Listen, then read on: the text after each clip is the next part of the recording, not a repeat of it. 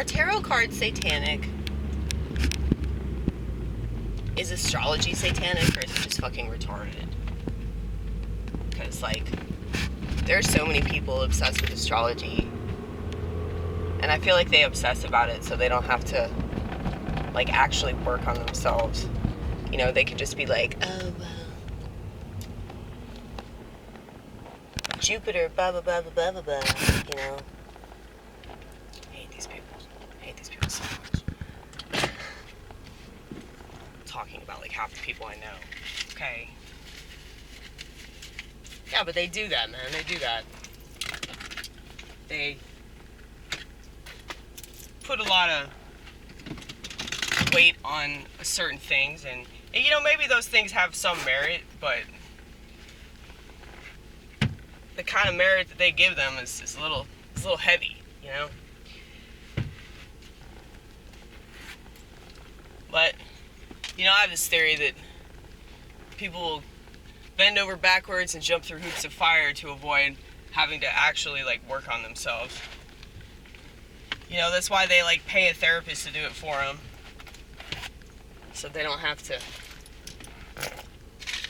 do as much as they probably should and could if they weren't so lazy. Yeah, and I do think it's laziness. I think it's like people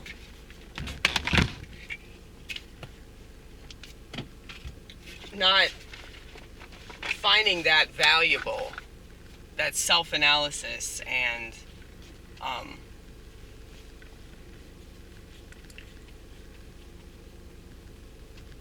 sorry, I gotta put on some deodorant, you know? Like, it's good to wear deodorant.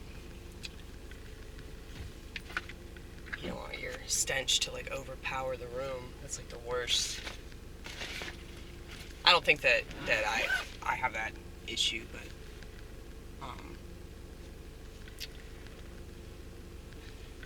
you know, it is something that I'm self-conscious about.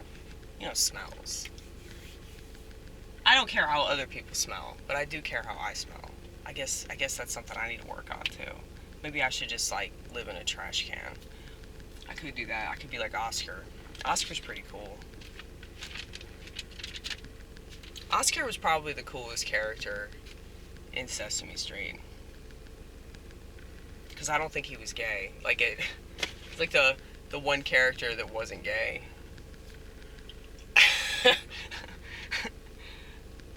Even if he was gay, I don't know who he would bang in that trash can. You know, who would take Oscar? Anyway, we're thinking real deep thoughts this morning. You know, thinking outside so many boxes, man. Yeah, so I wish that people would invest more in themselves. And I don't mean, like, self-love or self-help. No, fuck that, and fuck you for even bringing it up. Fuck you, and fuck you again. These people,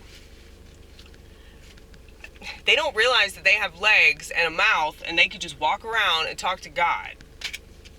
And even if you don't believe in him, just pretend that he's there, and he will reveal himself to you. I promise. He will.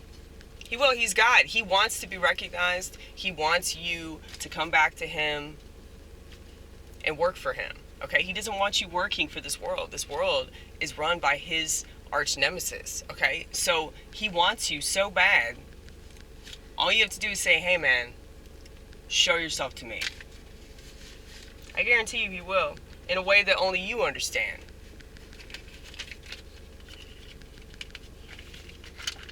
But yeah, we try to talk about this in a very unconventional way.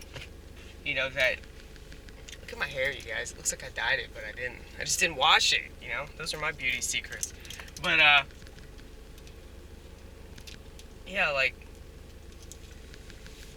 oh.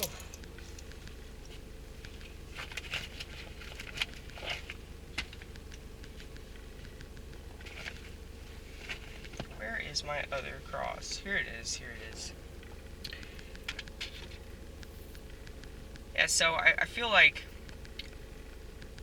the kinds of people that are seen as foolish by society, fools for Christ, as Paul would refer to us. We've always kind of been foolish anyway to the world. So it kind of makes sense that we would, do it for God. You might as well. But it's like I feel like that's why he uses us, because he knows that we're not afraid of looking stupid. So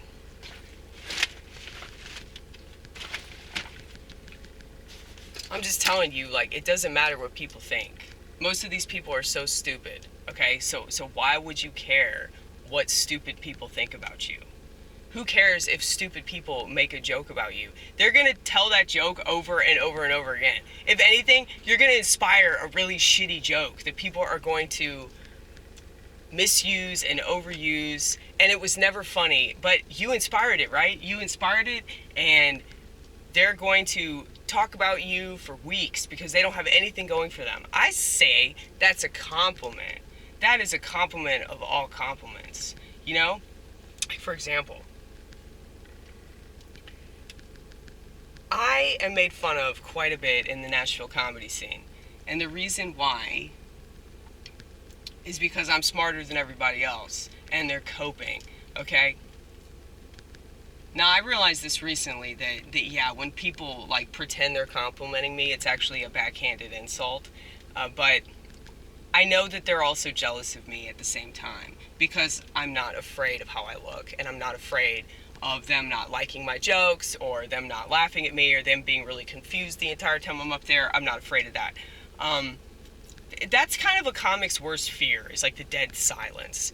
But, I've talked to comics that, are more grown or whatever the fuck, and I don't mean like comics that do it all the time. I mean comics that understand comedy. They understand what it's for, and they understand that it's not always funny, and it's not always good, and maybe we're coping. But,